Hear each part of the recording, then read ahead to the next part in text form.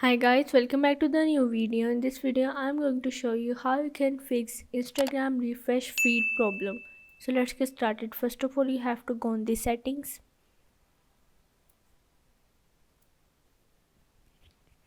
Here you have to scroll down and click on the app management. Now you have to go on the app settings and here you have to search for the application that is Instagram, or you can also find out there. Now you have to click on it and go on the storage and cache. Here you have to clear the cache. Once you clear the cache, you have to go back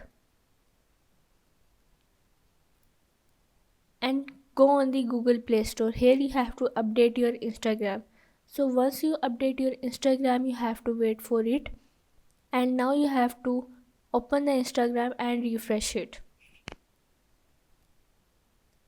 So yeah, this is how you can fix Instagram refresh feed.